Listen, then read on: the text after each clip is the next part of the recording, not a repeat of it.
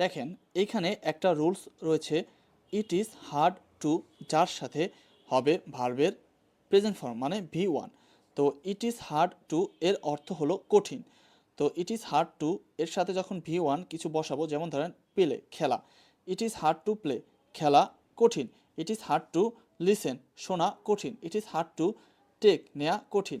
তো এখানে যে V1 দেওয়া আছে, যেটার মাধ্যমে আপনি প্র্যাকটিস করতে পারেন যে it is hard to play খেলা কঠিন, it is hard to walk হাঁটা কঠিন, it is hard to run দৌড়ানো কঠিন, it is hard to sell বিক্রি করা কঠিন, it is hard to work কাজ করা কঠিন।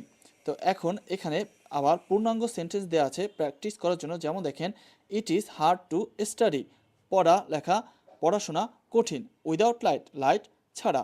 তো এখানে আবার আরও অনেকগুলো স্ট্রাকচার দেওয়া আছে, যে স্ট্রাকচারগুলো আপনি এই রুলসের মাধ্যমেই মতোই ব্যবহার করতে পারবেন। যেমন দেখেন ইজি টু মানে সহজ।